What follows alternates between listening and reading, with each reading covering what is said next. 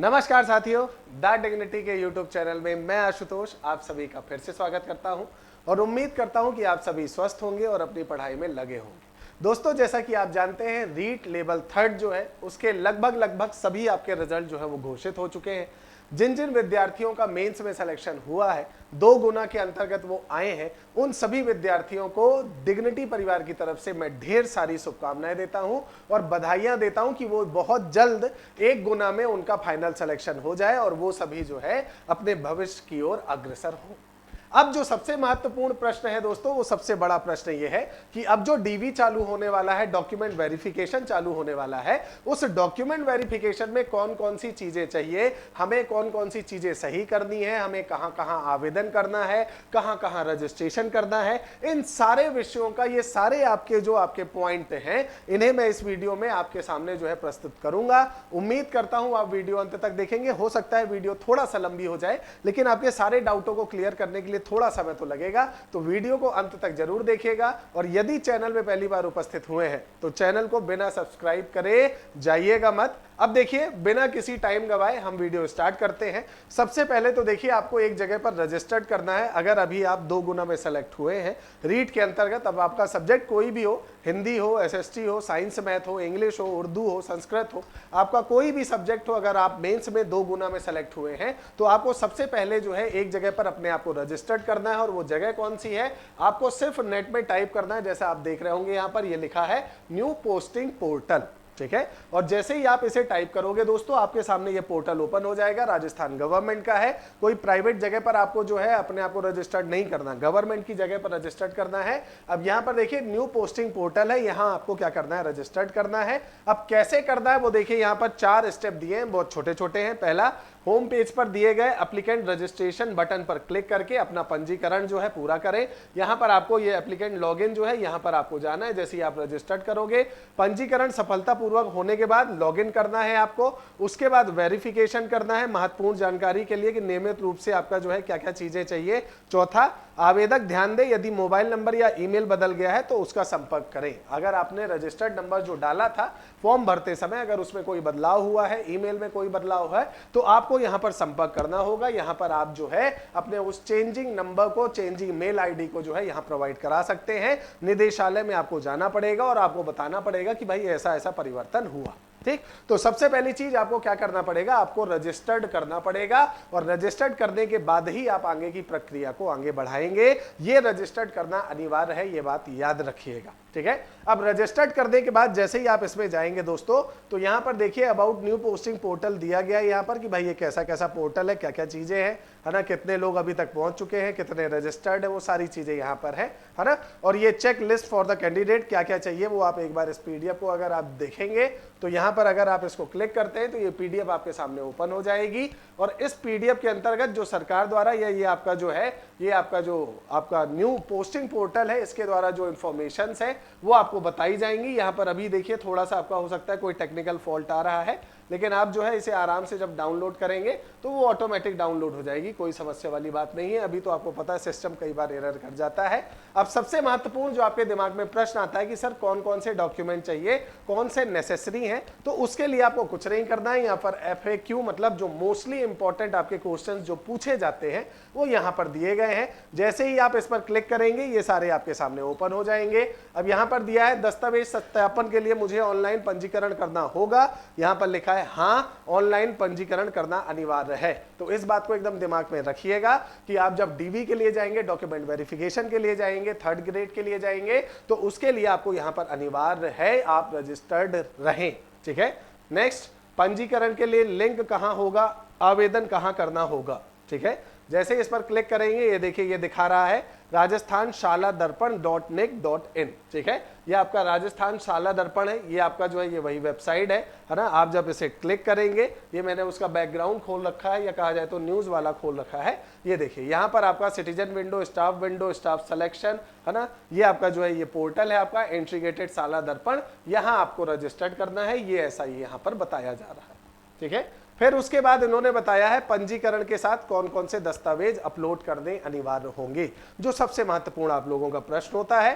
तो देखिए यहां पर दिया गया है दस्तावेज अपलोड करते समय स्टार मार्क दस्तावेज अपलोड करने अनिवार्य है तथा अन्य संबंधित दस्तावेज अपलोड करने हैं।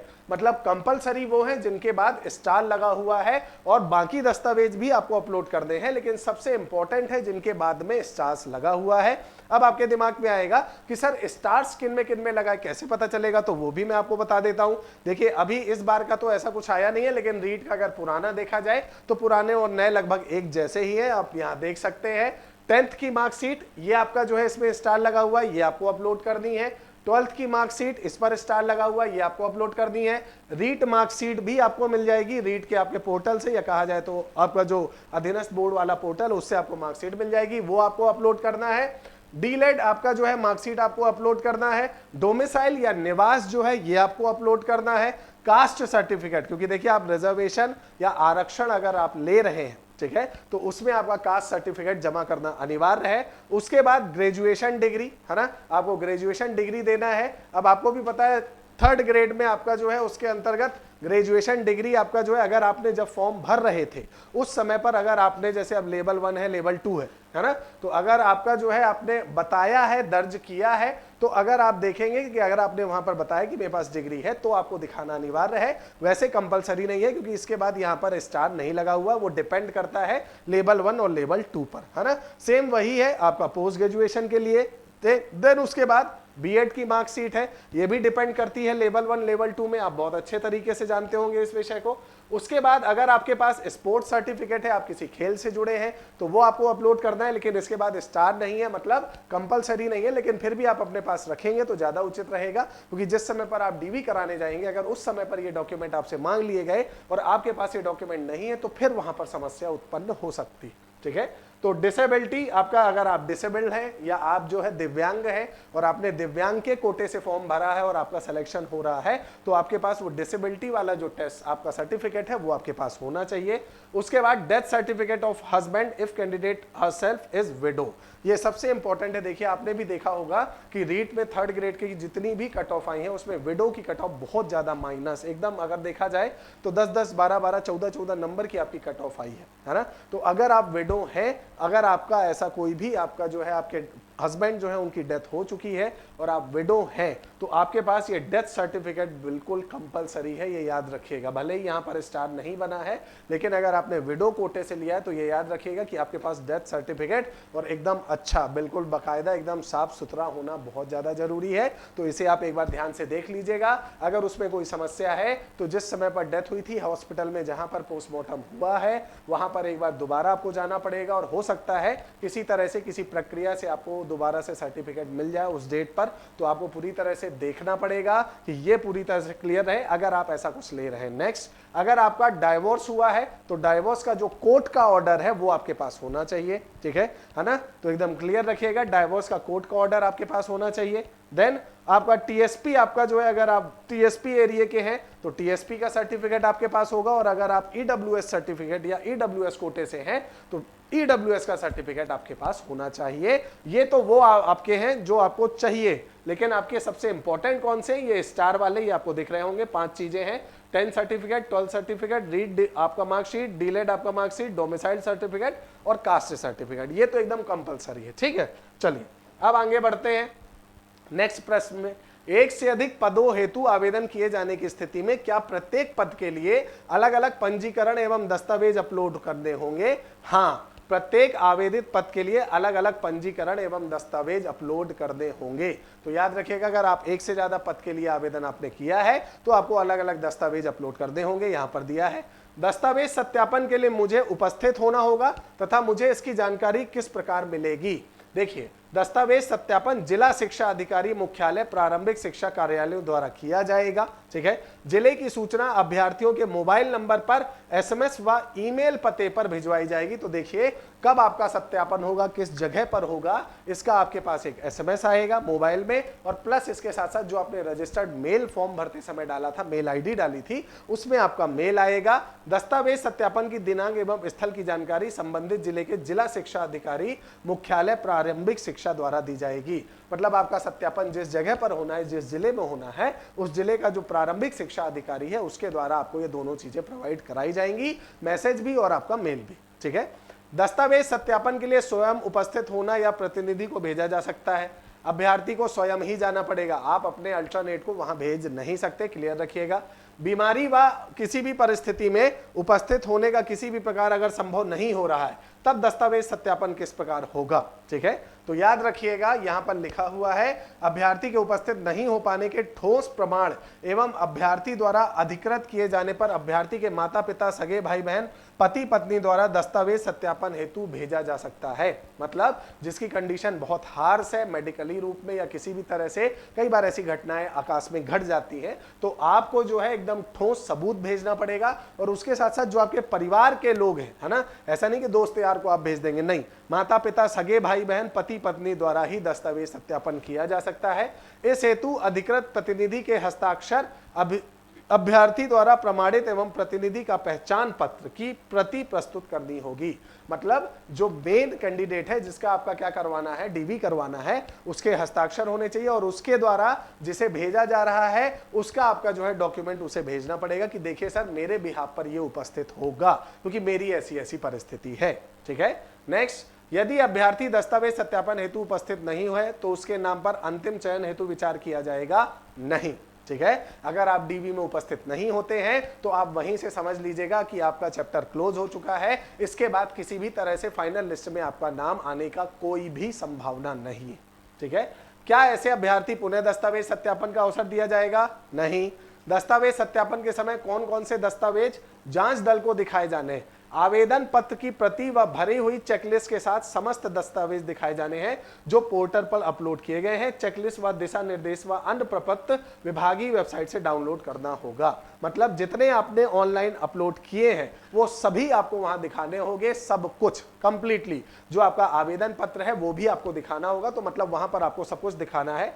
दस्तावेज सत्यापन के समय जांच दल को कौन कौन से दस्तावेज सुपुर्द करने हैं? ठीक है, आवेदन की प्रति देनी है, चेकलिस्ट, स्वयं घोषणा पत्र, मूल प्रति, समस्त दस्तावेजों का सेल्फ अटेस्टेड जो है प्रतियां, है ना, जो आपने की हैं वो सब उसको देने हैं। ठीक है, यदि आवेदन एक से अधिक पद के लिए है तो क्या सेट किया जाना, अलग अलग सेट देना है। अलग अलग पदों के लिए आवेदन होने की स्थिति में प्रत्येक आवेदन के अलग अलग से प्रश्न संख्या 11 के उत्तर के अनुसार, है ना, मतलब अलग अलग ही होगा, बिल्कुल निश्चित रहें। 11वां इसके ऊपर था। दस्तावेज सत्यापन हेतु उपस्थित होने के लिए क्या आने जाने का किराया मिलेगा? तो बिल्कुल नहीं मिलेगा, है ना। अपने जेब से जाना है और स्वयं से जाना है। नौकरी तुम्हारी लग रही है, सरकार की नहीं लग रही, सरकार नौकरी दे रही है, यही बहुत बड़ा काम है ना। तो आपको अपने पैसे से, अपने फंड से या तो 11 नंबर की बस से जाना है या फिर किसी वाहन से जाना है, लेकिन अपने आप। इस तरह के भी बच्चे प्रश्न पूछते हैं, है ना, कि क्या हमें पैसा मिलेगा, किराया मिलेगा? तो देखिए डीवी में आपको कोई भी ऐसा पैसा नहीं मिलेगा। ठीक है, तो ये आपका चेकलिस्ट में शामिल सभी डॉक्यूमेंट की कितनी प्रति ले जानी है? शामिल आपका मिलान हेतु स्व प्रमाणित छाया प्रतियों का एक सेट, है ना। तो मैं कहता हूं आप 2 ले जाना, एक छोड़ो 2 ले जाना। ठीक है ना, ताकि वहां कोई अगर गड़बड़ होती है तो आपके पास एक एक्स्ट्रा हो, क्योंकि भागने का आपके पास समय तो होगा नहीं। चेकलिस्ट में अभ्यर्थी के लिए दिए गए कॉलम संख्या में क्या भरना है? दिशा निर्देश 3/3/2022 के बिंदु संख्या 8 के अनुसार जो भी कैंडिडेट के लिए पोर्टल में उपलब्ध है वो आपको भरना होगा, है ना। आय प्रमाण पत्र कितने पेज वाला होना चाहिए, कब का होना चाहिए? राज्य सरकार द्वारा निर्धारित प्रारूप में सक्षम स्तर में जारी आय प्रमाण पत्र, राज्य सरकार द्वारा जो भी है। अब यहाँ समय का कुछ भी ऐसा नहीं दिया गया है ना। टीएसपी के लिए देखिए वो मैंने आपको बता ही दिया था कि अगर आप टीएसपी के हैं तो आपको ये करना पड़ेगा। शैक्षणिक अंक तालिकाओं में अंतिम वर्ष की प्रति अपलोड की जानी है या पूरी करनी है। संबंधित योग्यता के सभी वर्षों की अंक तालिका आपको ले जानी पड़ेगी एक पीडीएफ में, एक डॉक्यूमेंट के रूप में। 200 KB से ज्यादा नहीं होनी चाहिए। First year, second year, final पूरी, ठीक है, कंप्लीट तीनों, है ना, यहाँ पर दिया हुआ है। स्वयं घोषणा पत्र का एक पृष्ठ प्रस्तुत किए जाने संबंधी चेकलिस्ट में संबंधित दस्तावेज की संख्या में क्या अंकित किया जाएगा? चेकलिस्ट के साथ स्व घोषणा प्रमाण पत्र अंकित संलग्नक के रूप में लगाया जाना है तथा चेकलिस्ट में उससे संबंधित सभी घोषणाओं को संख्या वाले कॉलम में बताया जाना है। मतलब हाँ, बताना पड़ेगा आपको। ठीक है, आवेदन में दिए गए मोबाइल नंबर, ईमेल आपका क्या किया जाना है, अभ्यर्थी को स्वयं निदेशालय प्रारंभिक शिक्षा बीकानेर के कार्य दिवस में उपस्थित होना पड़ेगा। अगर आपका मोबाइल नंबर और मेल आईडी चेंज हुई है तो आपको स्वयं जाना पड़ेगा बीकानेर, याद रखिएगा। तो ऐसी कोई गलती मत करिएगा, अगर आपका नंबर है तो उसे चालू रखिएगा और मेल आईडी भी चेक करते रहिएगा, ठीक है। डीएलएड द्वितीय वर्ष पूरक की अंक तालिका अपलोड की जानी है या प्रमाण पत्र, सभी वर्षों की अंक तालिका और प्रमाण पत्र एक साथ स्कैन करके 200 KB में करना है।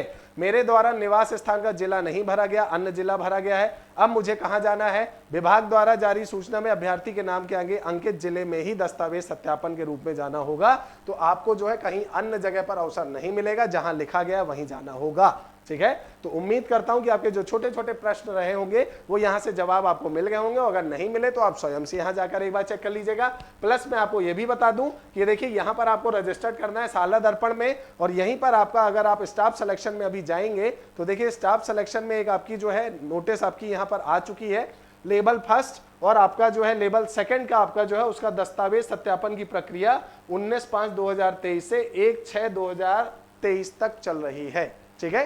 तो ये तो सत्यापन वाला हो चुका है, ये यहाँ पर मेरे अनुसार जो है ये 6वें महीने की बात कर रहे हैं, मतलब जून की हो चुकी है। तो आपको यहीं पर आपका जो है अपने आप को रजिस्टर्ड करना है और ये मैसेजेस आपको देखते रहने हैं ताकि आगे भविष्य में आपको सारी चीजें क्लियर रहे। उम्मीद करता हूँ ये वीडियो आपको पसंद आया होगा। धन्यवाद।